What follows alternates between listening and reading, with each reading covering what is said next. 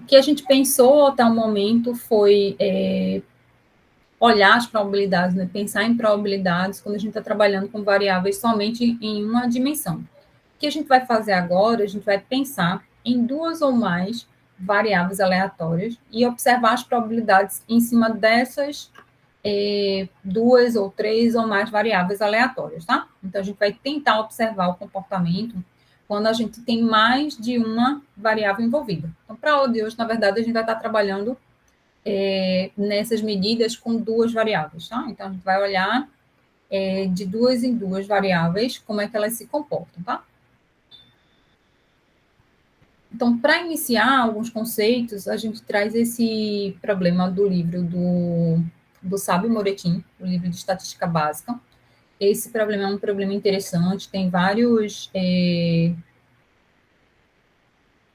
cursos que acabam apresentando esse problema como um problema didático, para ilustrar os conceitos que a gente vai apresentar aqui. Então, a ideia é o seguinte: a gente está interessado em estudar a composição de famílias com 3 crianças com relação ao sexo. E a gente vai considerar 3 variáveis diferentes. A primeira, a variável x, que ela vai representar o número de meninos. E a variável y vai representar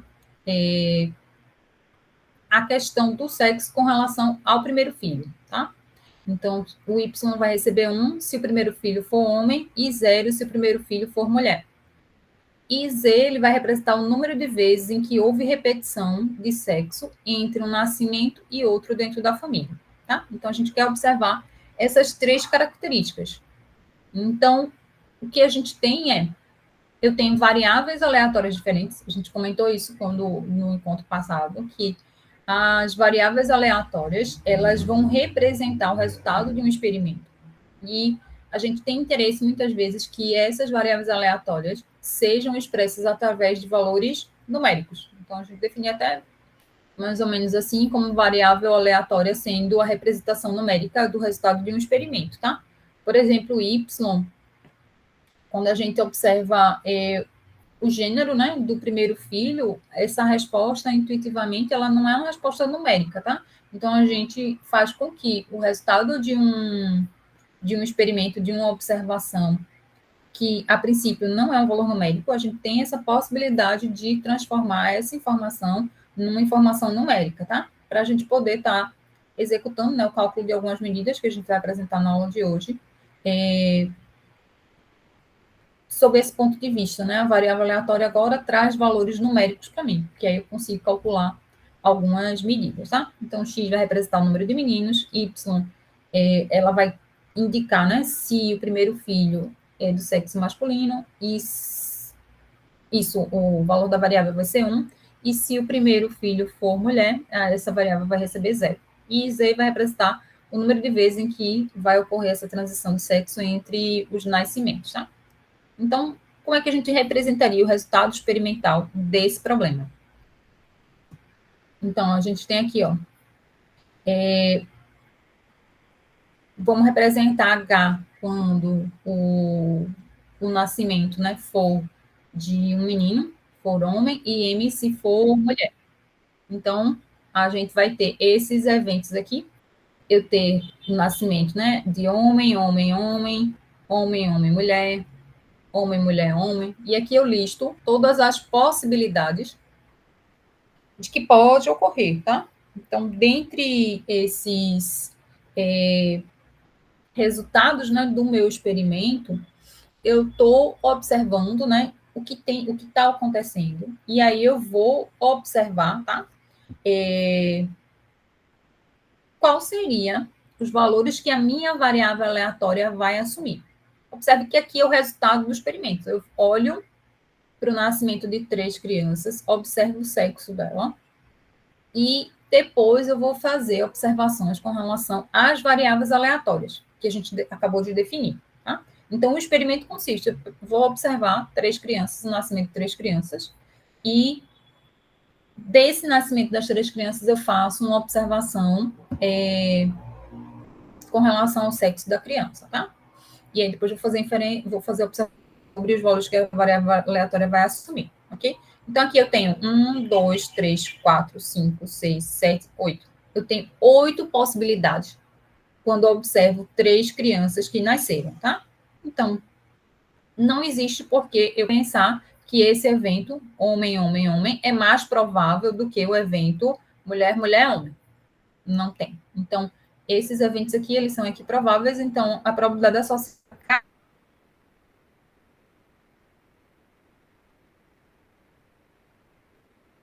cada um desses eventos seria de 1/8, ok?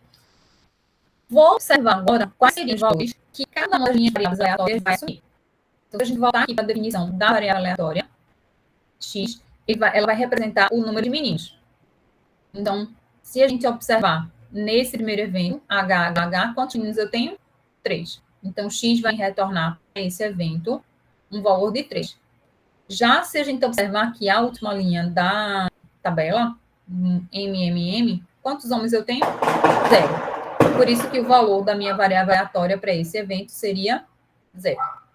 Já para esse aqui, ó, eu tenho homem, mulher, mulher. Quantos homens eu tenho? 1. Então, o valor da variável aleatória é 1. Vejam que aqui, ó, HMM me retorna um valor de x igual a 1. E MHM também me retorna o valor de 1. Por quê? Para essa variável aleatória, o interesse é a quantidade de homens.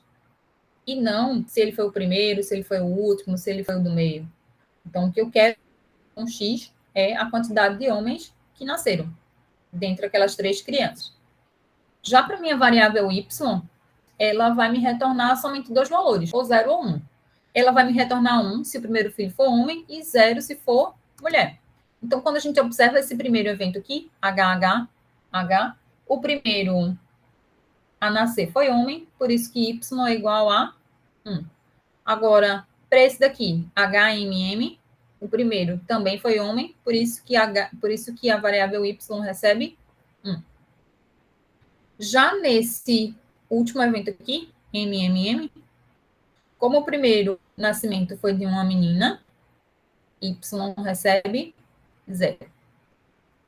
E aqui vamos fazer a minha primeira correção aqui nessa tabela, que aqui é xy e seria z, né? Vamos corrigir já aqui.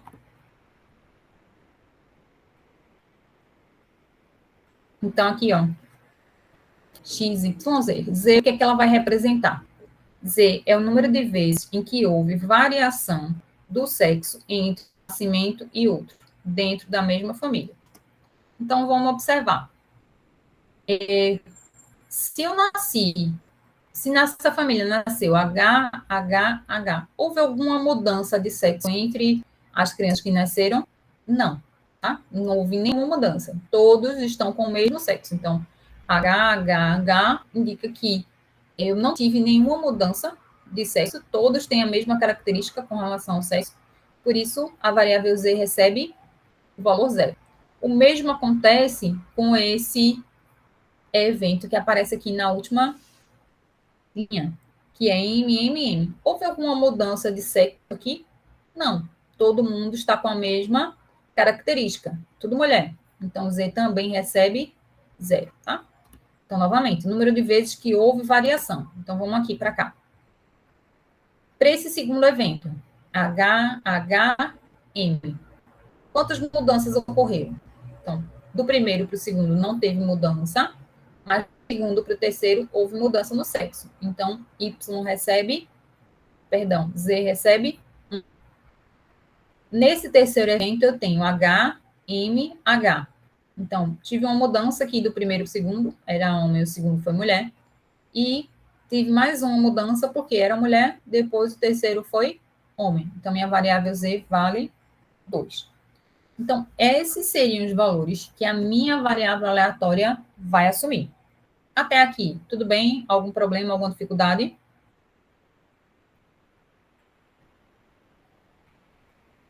Tranquilo, professor. Tranquilo, né? Vamos seguir, então, certo?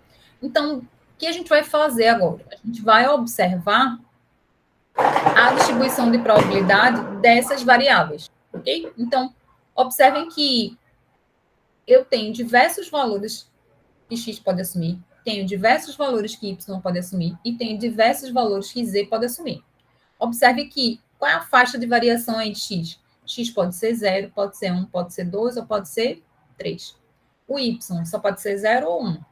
E z pode ser 0, 1 e 2. Então, esses são os valores que minhas variáveis aleatórias assumem. Tá? Então, se eu for pensar na distribuição envolvendo as 3 variáveis, o que é que eu vou precisar fazer? Eu vou observar quais são as possibilidades de valores, né, desse bloco de variáveis. Ok? Então, eu listo todas as combinações possíveis de de x, y e z, desse bloquinho, para poder estimar quem seria a probabilidade associada a cada um desses resultados, tá? Então, observem que quais são os valores que a gente tem aqui. Então, a gente tem várias combinações que a gente pode fazer aqui, tá? Então, olhando quantos x assume, y assume e z assume. Então, se a gente olhar aqui, ó, essa combinação 0, 0, 0 só aparece uma única vez. Então, é um resultado possível, tá? Olhando os valores das 3 variáveis ao mesmo tempo. Então, 0, 0, 0 está aqui. E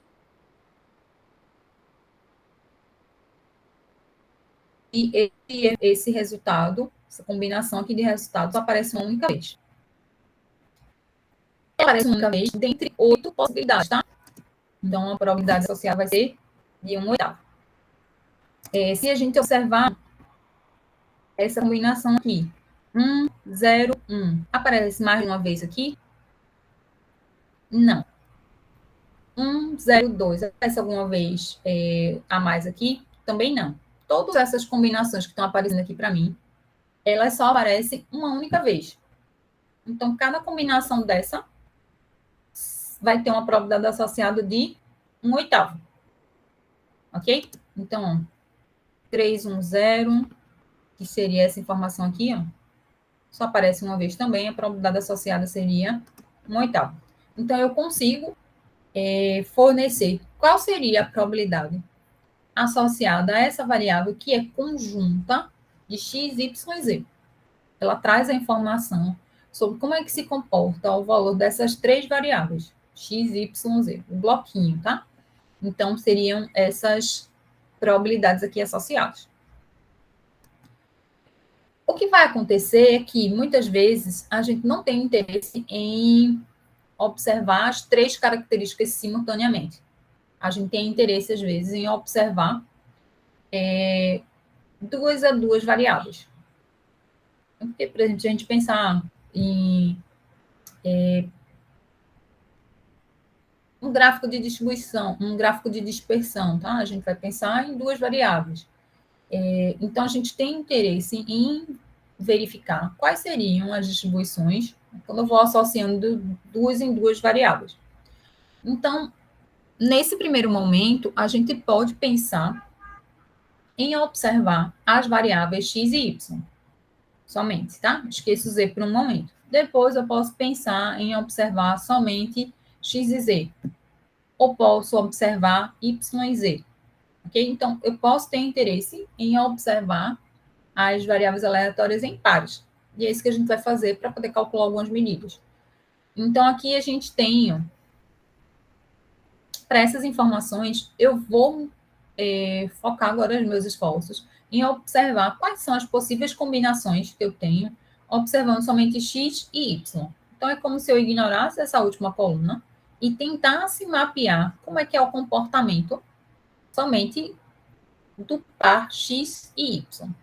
Eu não tenho agora uma tripla de informação, x, y, z. Eu tenho preocupação agora em olhar somente x e y.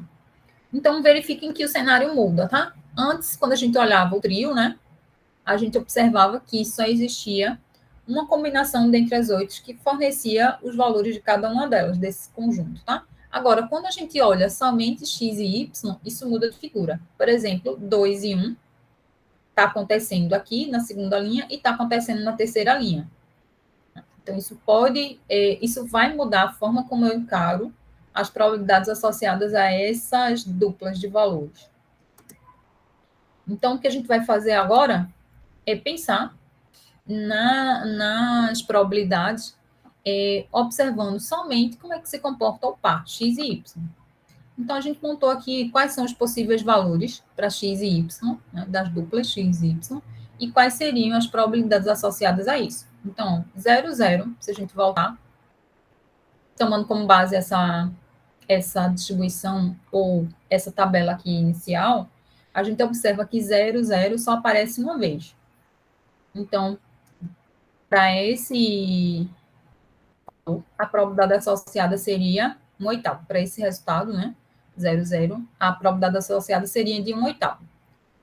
Já o resultado 1, 0, a gente está associando 2/8, por quê? Porque dentre as 8 possibilidades, existem 2 em que ocorre isso, tá? Como é que a gente verifica isso? Aqui. Qual é o valor mesmo? 1, 0. 1, 0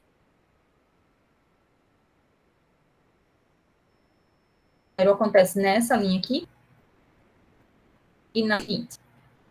Se a gente fizer essa observação, a gente consegue ver 1, 0, 0. Se a gente fizer essa observação com relação a todos esses pares, a gente vai conseguir observar quais são as probabilidades associadas a esses pares de informação. Então, para 0, 0 é 1/8, para 1, 0 seria 2/8, 1/4, seria 1/8, 2, 0, 1/8, 2/8, 3, 1, 1/8. Tá? Como é que a gente fez?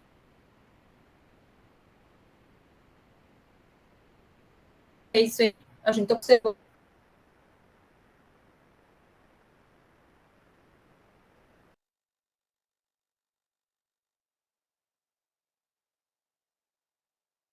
Professora, eu acho que a senhora está caindo, professora. Sua voz está cortando. Eu acredito que a internet da senhora esteja Oi, passando por alguma coisa. caiu, foi minha. Agora sim? Agora ficou bom. Voltei. Tá dando umas Foi? travadas, mas Voltou, voltou. né? Pronto. Então, deixa eu retomar aqui de novo. Então, vejam, estava comentando sobre essa tabela de probabilidade, né, associada não mais ao trio, né, de informações de x, y, z, mas sim ao par de informações somente de x e y. A gente consegue observar quem seria a probabilidade associada agora a esses pares, observando essa tabela aqui da distribuição, né, das 3 variáveis, ou essa aqui inicial do problema. Eu vou mapear somente essa coluna de x e essa coluna de y, tá? Então, por exemplo, o 1, 0, ele aparece nessa linha e na seguinte. Então, isso faz com que eu tenha 2 ocorrências dentre as 8 que tem essa característica, né, de x ser 1 e o y ser 0. A gente faz essa observação para todas as possibilidades que existem das combinações de x e y, certo? Então, essa informação px, y, p de x, y, ela representa para a gente a probabilidade do x assumir determinado valor e do y assumir determinado valor.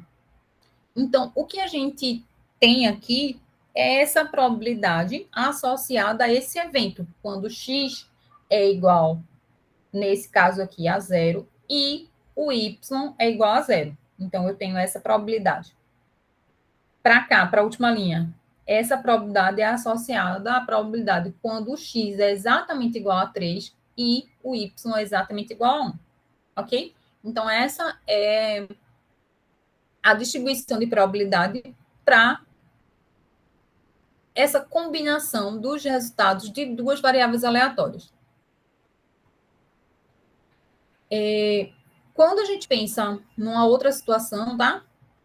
No livro do Gujarat tem um outro exemplo, mais sintético, não vem com contexto como vem o livro do Bsabe e Moretti. Ele fornece para a gente essa distribuição de probabilidade envolvendo 2 variáveis, x e y. Tá? Aqui a apresentação é de uma outra forma. A apresentação é através de uma tabela que a gente chama tabela de dupla entrada. Como é que funciona aqui? Aqui eu tenho as informações que o x assume, os valores que o x assume. X assume menos 2, 0, 2 e 3. E aqui os valores que y assume, 3 e 6. Essas informações que estão no meio da minha tabela, elas fornecem a probabilidade associada a esse 0,27, por exemplo, é a probabilidade do x ser exatamente igual a menos 2 e o y ser igual a 3. Da mesma forma para cá, ó. Isso aqui, o 0,04 é a probabilidade do x ser 0 e do y ser 6. Ok? Então, quando a gente tem a informação dada através de uma tabela semelhante a essa, uma tabela de dupla entrada que a gente chama, essas probabilidades no meio são probabilidades em que eu tenho necessariamente a ocorrência dos dois eventos ao mesmo tempo. O x ser determinado valor que a gente está apontando ali e o y ser o outro valor que a gente está apontando. Até aqui, alguma pergunta, alguma dúvida?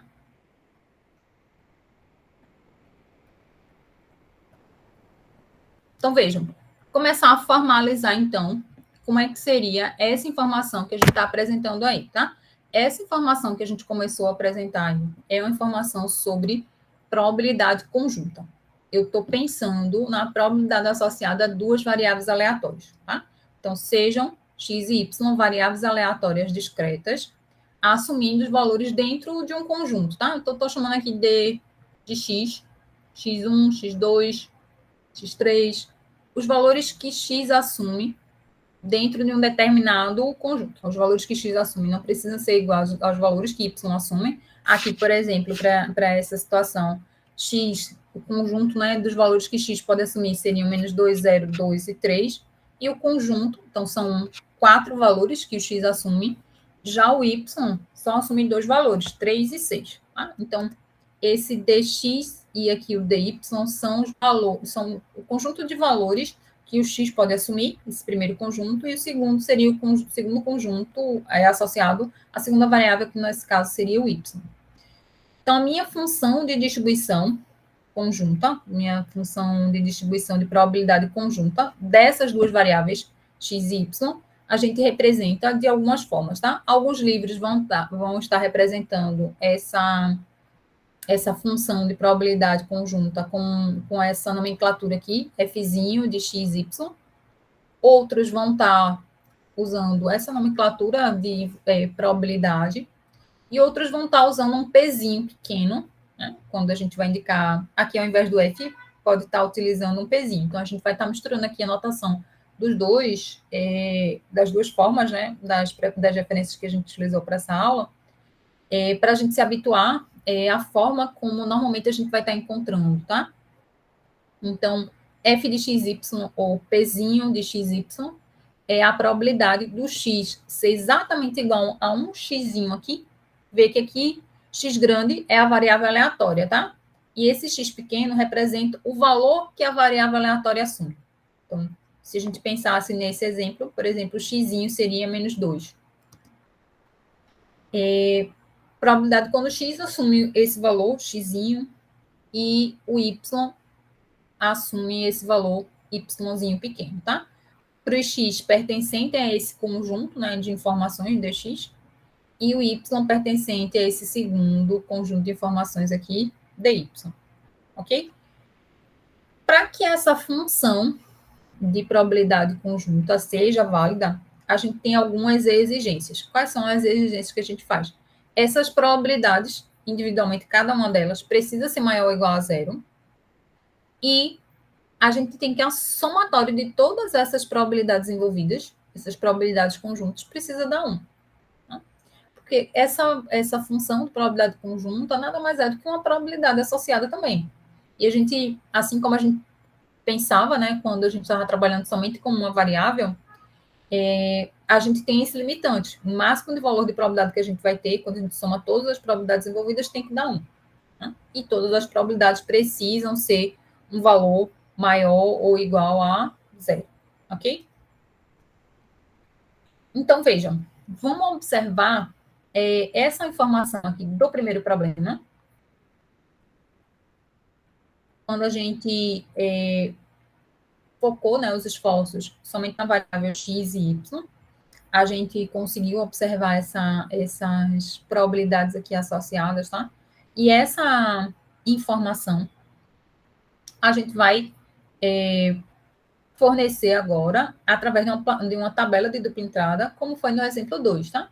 Em geral, a gente vai estar fornecendo as informações em tabelas semelhantes a essas. Então, a gente vai observar os valores aqui que x assume, seria 0, 1, 2 e 3, e aqui os valores que y assume, 0 e 1.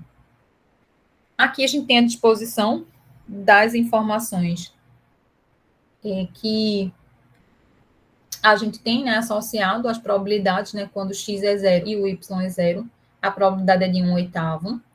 Quando o x é 1 e o y é 0, a probabilidade é de 1/8, tá? Aí, isso aqui é associado a essa tabela aqui, tá? Então, 0, 0.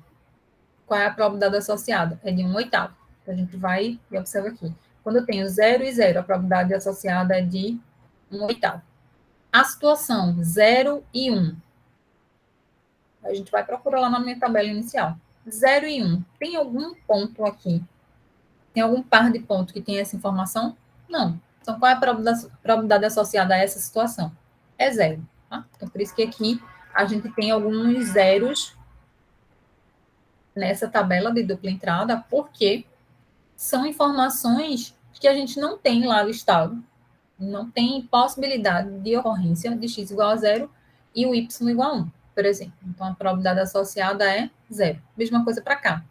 X igual a 3 e y igual a 0, a gente não tem nenhuma ocorrência.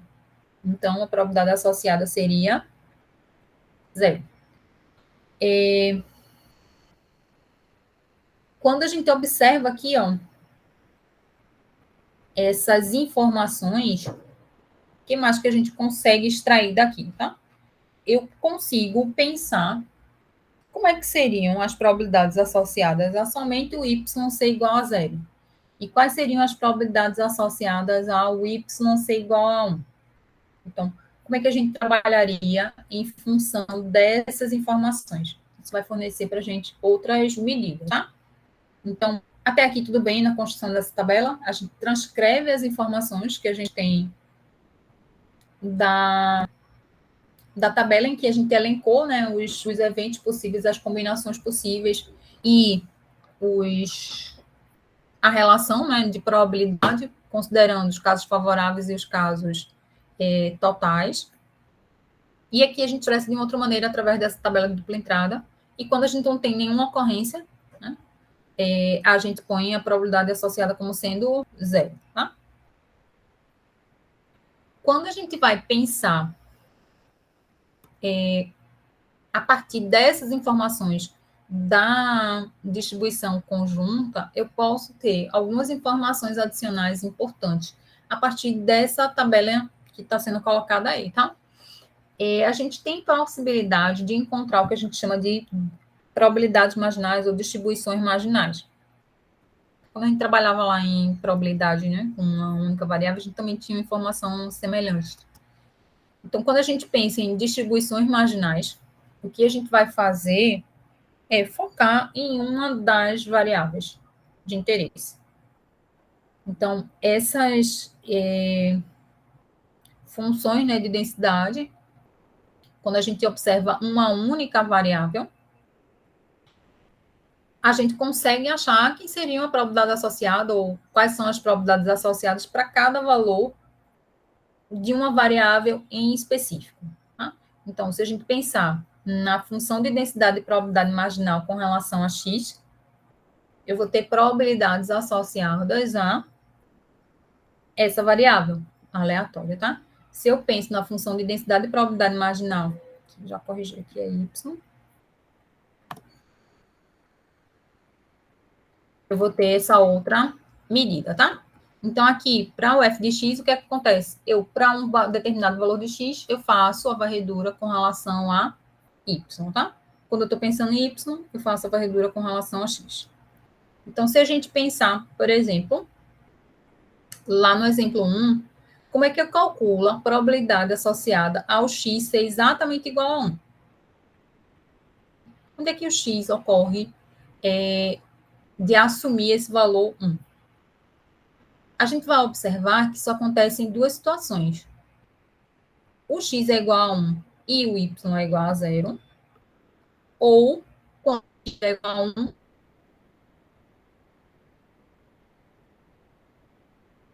e o y igual a 1. Tá? Então, se a gente observar que 1 e o y é 0, eu vou buscar lá na minha tabela, tá? Essa probabilidade vai verificar que é 2 oitavos e a probabilidade quando x é... Deixa eu pegar uma... Vamos ver aqui. Quando o x é 1 e o y é 1, essa probabilidade seria 1. Ou seja, eu preciso combinar esses dois trechinhos para poder encontrar quem é a minha probabilidade quando o x é igual a 1, independente de qual seja o valor do x. Então, se a gente voltar aqui, ó, quando o x é 1, eu tenho essas informações aqui nessa coluna, tá? Então, aqui vai ser 2 oitavos e aqui 1 oitavo. Então, se eu somo as informações nessa coluna aqui, eu vou ter a probabilidade associada quando eu estou pensando no x ser exatamente igual a 1. São essas informações dessa coluna aqui. Por outro lado, se eu tiver interesse em observar qual é a probabilidade associada quando o y é exatamente igual a 0, o que eu vou observar? Eu vou elencar todas as possibilidades em que eu posso ter o y igual a 0. Tá? Então, para calcular essa probabilidade, eu vou somar a probabilidade de x ser igual a 0 e o y ser 0, mais a probabilidade do x ser 1 e o y ser 0, mais a probabilidade do x ser 2 e o y 0, mais a probabilidade de x ser 3 e o y ser 0. O que eu quero agora? Eu quero olhar a probabilidade associada a o y ser 0. Onde é que o y é 0? É nessa linha aqui, ó. Nessa linha, o y é 0, aqui nessa situação, quando o x é 0. Nessa situação, o y é 0, quando o x é 1, e assim por diante, tá? Então, o que a gente começa a observar? Para a gente encontrar as probabilidades marginais, eu vou fazer somas nas linhas ou nas colunas dessa tabela de dupla entrada. Então, esse valor aqui de probabilidade de x ser igual a 1, se a gente olhar, né, nessa tabela, seria essas informações aqui dessa coluna. Então, basta somar as informações que estão nessa coluna. Se eu somar 2 oitavos mais 1 oitavo, vai dar 3 oitavos, que é a probabilidade do x ser exatamente igual a 1. Tá? Para o y igual a 0, eu vou somar aqui nessa linha. Então, vou somar aqui 1 oitavo mais 2 oitavos mais 1 oitavo mais 0, e eu vou ter a probabilidade associada quando o y é igual a 0. Se eu quiser para o y igual a 1, vou somar aqui nessa segunda linha, tá? Então, quero saber a probabilidade de x ser 0. Vou somar essa coluna. X é igual a 1, somo só essa. X igual a 2, essa. E x igual a 3.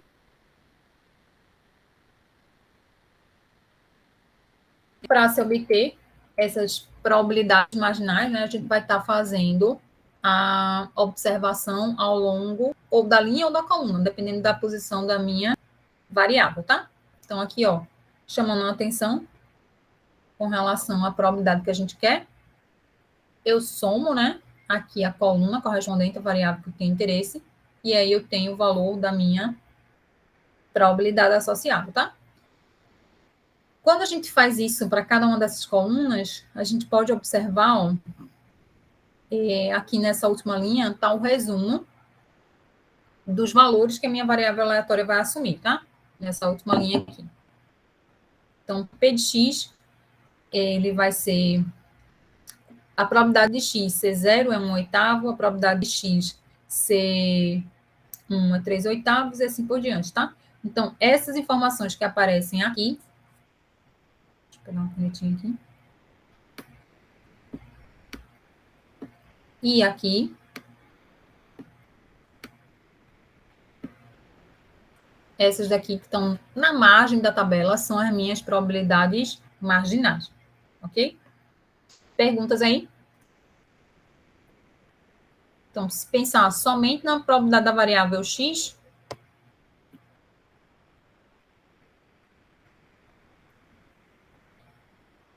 a gente teria essas informações aqui, 1 oitavo, 3 oitavos, 3 oitavos, 1 oitavo, e a probabilidade associada aos valores de y, meio, meio.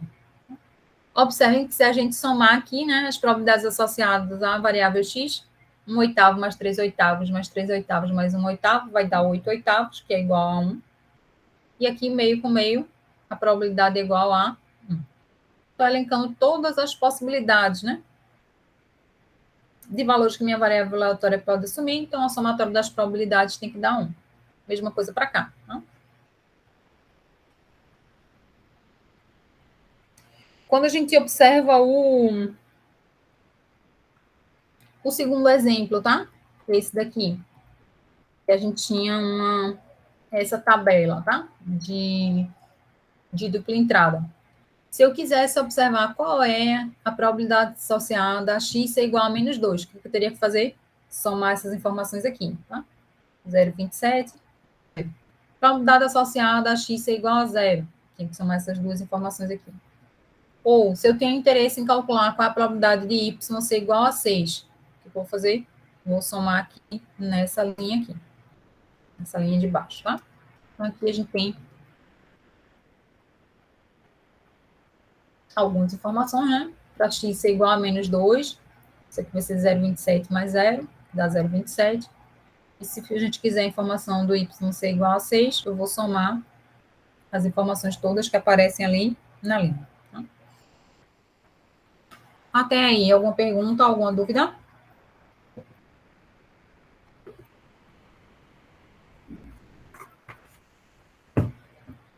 Vamos seguir. Um outro conceito importante quando a gente está tratando de observação, né, com relação a variáveis que se apresentam conjuntamente é a questão da distribuição condicional. Na distribuição condicional, a gente leva em consideração a probabilidade associada a uma das variáveis assumir um determinado valor quando a gente tem informação que a outra tem um valor já assumido, tá? Então, quero observar a probabilidade, né, de x ser exatamente igual a esse xzinho aqui, quando eu sei que y foi igual a yzinho pequeno. Então, eu sei que y já ocorreu, sei qual é o valor que o y assume. Quero estimar a probabilidade quando do x assumir determinado valor, tá? Então, aqui é conhecida como uma função de densidade de probabilidade condicional da variável x, e ela representa essa probabilidade que x assuma o valor de x, dado que o y assumiu esse valor aí. A mesma coisa a gente vai ter pensando no contrário, né? Botando o x como condicionante.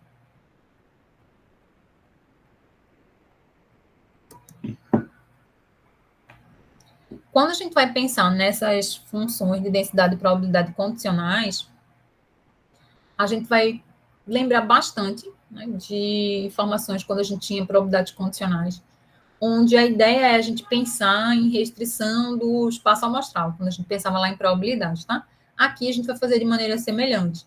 Eu vou observar essas funções de densidade e probabilidade condicionais, pensando, né, que eu vou estar limitando, vou estar restringindo, vou estar ponderando com relação a esse evento, nesse caso aqui, devido a esse valor que a minha variável aleatória assume aqui no denominador, tá? Então, f de x barra y, f de x dado y, vai ser f de xy, a distribuição conjunta, sobre a distribuição de y.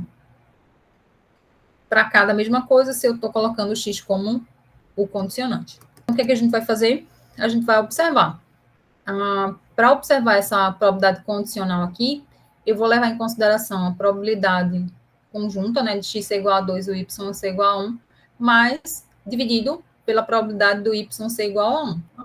Então, se a gente observar as informações que estão lá no problema, né, inicial, no exemplo 1, com as informações que estão na tabela 5, na verdade, essa daqui, né, essa já tem quem é as probabilidades, né, marginais aqui, as distribuições marginais. Então, quando o y é igual a 1, eu tenho um meio, que seria a soma disso aqui tudo, dá meio. E x, a condição que eu quero é x ser igual a 2, y igual a 1. x2, y1, x2, y1, isso aqui é 2 oitavos. Então, vou pegar essa informação, colocar lá, 2 oitavos sobre meio, Isso aqui vai dar... Deixa eu ver se essa conta está certa. 2/8 vezes 2, né? Vai dar 4/8, que é igual a meio. Certo? Então, dá meio aqui.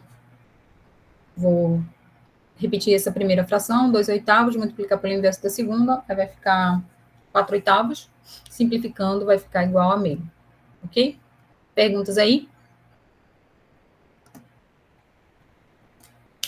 Então, até aqui, a gente conseguiu observar algumas definições importantes, observando a distribuição conjunta de duas variáveis, x e y, começou a observar probabilidades marginais, distribuições marginais, né, que seriam as probabilidades equivalentes às probabilidades marginais. A gente consegue observar probabilidades condicionais. Então, a gente vai avançar um pouquinho, observando essas informações, pensando em outros conjuntos de pares, tá? Então, tudo que a gente fez até agora, a gente poderia pensar em fazer com x e z, por exemplo, ou y.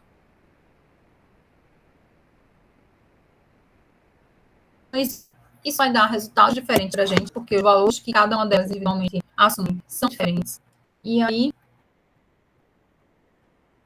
é importante a gente fazer esse exercício de observar o comportamento para os outros pares, porque algumas medidas que a gente vai apresentar, elas conseguem ser observadas para um certo par de informações, enquanto que para outros não, tá? Então, é importante a gente fazer o exercício de observação dos pares possíveis que a gente tem para esse problema inicial que a gente está trabalhando.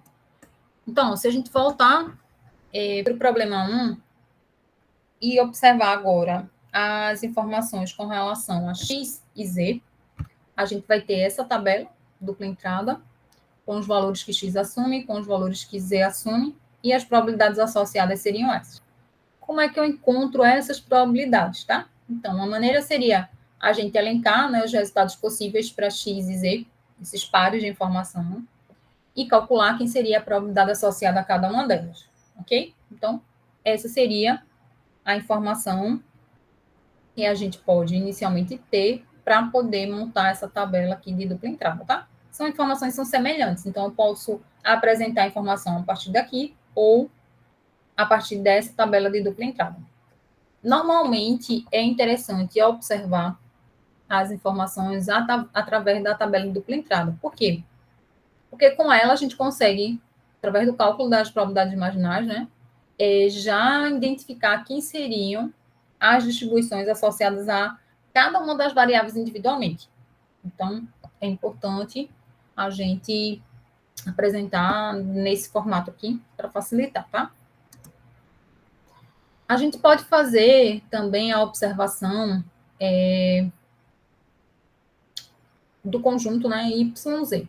Então, a gente põe aqui as informações com relação a YZ de maneira semelhante. A gente montaria uma tabelinha observando, né, os valores que Y assume, os valores que Z assume, para poder encontrar, né, as probabilidades associadas a esses eventos, a essas entradas, e montar a tabela de dupla entrada. Aqui a gente colocou um resumo, né, que seria a distribuição da probabilidade de Z e a probabilidade de Y, tá? Como a gente fez para o primeiro. Então, a gente também poderia calcular probabilidades condicionais associadas a essa distribuição conjunta de Y e Z. Então, eu tenho aqui, posso calcular probabilidades condicionais, levando em consideração agora esse cenário, tá? De Y e Z. O que é que vai acontecer aqui? Quando a gente olha agora essas informações, né, das duas variáveis aleatórias Y e Z. Quando a gente observa uma probabilidade condicional aqui, por exemplo, probabilidade de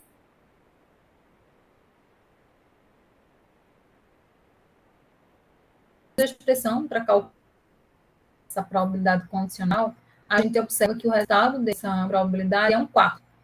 Só que esse resultado de 1/4 é exatamente igual à probabilidade de Z ser igual a 2. Tá? Se a gente voltar aqui, ó, a probabilidade do Z ser igual a 2 é 1/4. O que está acontecendo, então? Eu estou fazendo o cálculo de uma probabilidade condicional e estou obtendo o mesmo valor da probabilidade quando eu não imponho essa restrição, né, do condicionante. Então, essa observação para esses pares de informações aí, dessas duas variáveis aleatórias y e z, sempre vai ocorrer. Tá? Então, essa característica é uma característica interessante para as variáveis aleatórias assumirem. Tá? Quando a gente tem a ocorrência disso, o que é que vai estar acontecendo? Tá? A minha probabilidade condicional é exatamente igual à probabilidade do evento que a gente chama do evento puro, tá? Da minha, nesse caso, para a variável aleatória, seria igual à probabilidade condicional, né, dessas variáveis aleatórias conjuntas aqui, está sendo igual à probabilidade isoladamente da variável z. Quando a gente tem isso, o que está acontecendo é que essa probabilidade conjunta aqui, que aparece no numerador, ela, na verdade, ela é o produto de duas probabilidades individuais, tá? Probabilidade de z assumir esse valor zzinho e de y assumir esse valor y pequeno. Por quê? Se aqui no meu numerador, deixa eu pegar aqui um canhotinho. Se aqui no meu numerador, tá? Que é essa probabilidade conjunta. Essa probabilidade conjunta, ela é o produto, né? Da probabilidade isoladamente de z e isoladamente de y. Aqui no meu numerador ficaria P de z vezes P de y. P de z igual a zzinho, vezes P de y igual a yzinho. O que é que ia fazer? Eu ia cancelar a probabilidade de y com essa probabilidade de y e ia sobrar somente o P de z. Então, sempre que ocorre isso, probabilidade condicionada ser igual à probabilidade do evento sem um condicionante, é porque a gente não tem nenhuma influência desse conhecimento prévio, né, da ocorrência de y. Isso acontece quando esses dois eventos, ou essas duas variáveis aleatórias, elas são independentes. Então, sempre que eu tiver uma probabilidade condicional igual à probabilidade sem um condicionante, é porque essas duas variáveis aleatórias, elas são independentes. Tá? Então, essa aqui é uma definição importante. As variáveis aleatórias são independentes quando a gente consegue observar isso, tá? Não há mudança, né, no valor de probabilidades quando a gente faz a inserção, né, de um condicionante.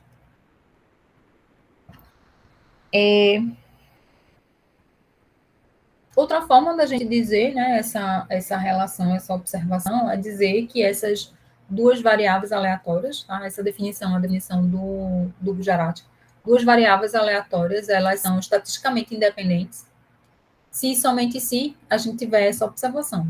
A distribuição conjunta é o produto das distribuições individuais.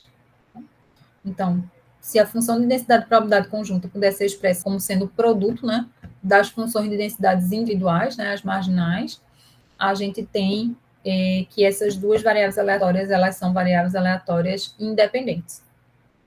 Se não tiver essa característica, o que é que acontece? Como é que a gente classifica as variáveis aleatórias? Elas são variáveis aleatórias dependentes, ok? Outra informação importante que a gente pode ter interesse em calcular é a informação com relação à esperança condicional. A esperança condicional de x, dado que y é igual a um yi, ela vai ser definida dessa forma aqui. A gente... Quando a gente trabalhava somente com a esperança de x, o que a gente fazia era, a gente olhava para cada valor que a variável aleatória assumia e ponderava, né, por sua probabilidade, pelo valor do vizinho de x. O que a gente faz aqui agora, nessa esperança condicional, a gente faz de maneira semelhante, só que aqui a gente vai ponderar por essas probabilidades conjuntas, tá? Quando o y, essa probabilidade condicional, quando x é igual a x de i e o y é igual a yj. Vou corrigir aqui o índice, aqui é j, tá? Quando a gente está trabalhando com a variável y. Então, ó, quando a gente está observando essa probabilidade aqui condicional, qual é o valor esperado, né? A esperança condicional de x, dado que o y é igual a 1, tá? Então, a gente vai fazer, né, esse somatório de todos os valores, né, que o x assume com as suas respectivas probabilidades, tá? Quando a gente está trabalhando com variáveis aleatórias, muitas vezes é interessante a gente estar trabalhando com combinações dessas variáveis aleatórias.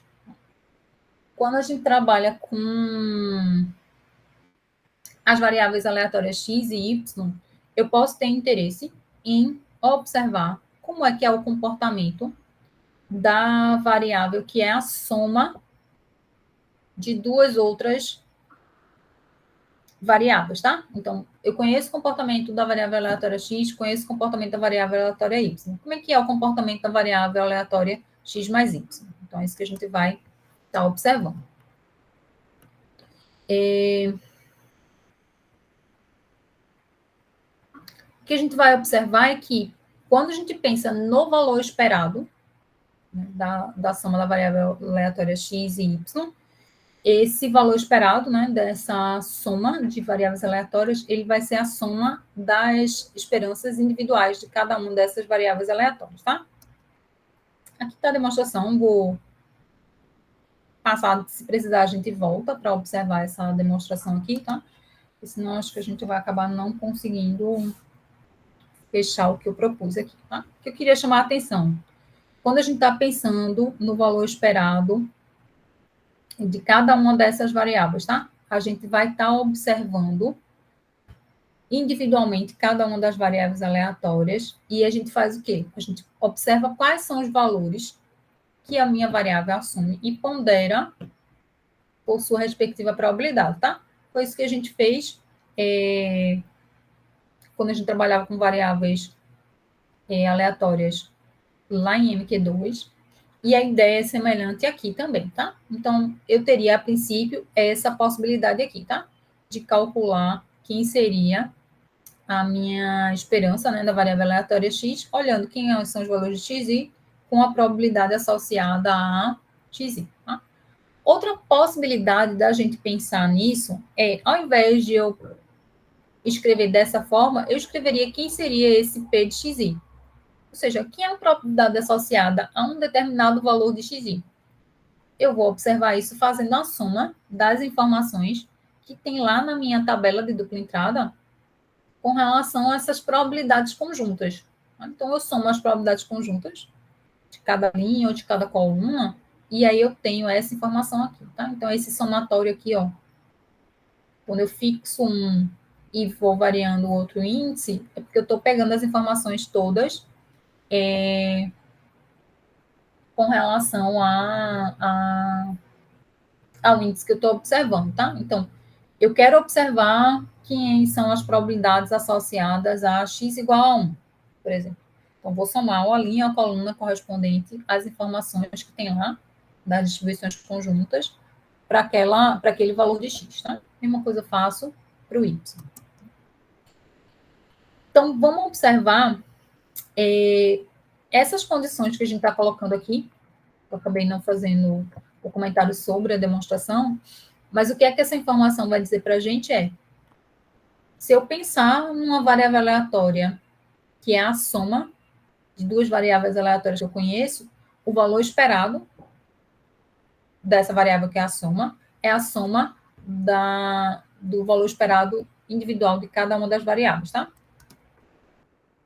Então, vamos observar como é que funcionaria isso para o nosso problema. Então, eu tenho aqui a variável x mais y, e aí essa variável x mais y a gente constrói, né, a partir dessas informações. Então, eu vou somar 0 com 0, e aqui 0 com 1, e assim por diante, tá? Vou pensar também na variável aleatória, que é o produto, né, de x e y. E aí, vou calcular quem seria a probabilidade associada a cada par de ponto desse, tá? 0, 0, a gente já viu que a probabilidade seria 1/8. Esse valor 0,1 a gente não tem. Então, a probabilidade associada é 0 e assim por diante, tá? A partir dessa tabela, a gente consegue achar quem seria a distribuição de x mais y e quem seria a distribuição de x vezes y, tá? E aí, as probabilidades associadas seriam essas daqui. Então, a gente tem, a partir da construção, né, daquelas informações ali do experimento, a gente tem a possibilidade de observar aqui a distribuição conjunta, né, do produto e da soma, tá? A gente vai guardar essa informação e vai observar se aquelas propriedades que a gente apresentou com relação à soma, se elas vão funcionar, tá? Então, se a gente observar quem seria o valor esperado de x, a gente voltar e observar lá as informações, a gente vai encontrar um valor esperado de 1,5. Se a gente calcular quem é o valor esperado de y, a gente vai encontrar um valor de 0,5. E se a gente calcular quem é o valor esperado associado à variável x mais y, a gente vai ter um valor esperado de 2. E aí aqui a gente já começa a observar que de fato funciona a propriedade, tá? Que o valor esperado, né, dessa combinação de x e y através de uma soma é de fato a soma desses valores, tá? Se eu somar o valor esperado de x mais o valor esperado de y, eu encontro 2, tá? E esse 2, novamente, como é que eu encontrei aqui? A partir dessa tabela aqui, tá? Dessa distribuição de x e y aqui, ou aqui, tá? Até aqui, tudo bem? Alguma pergunta?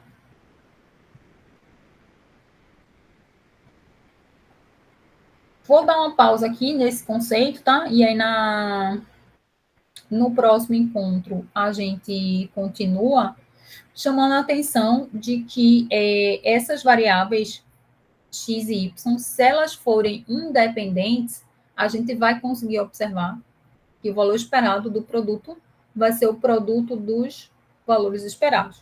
Tá?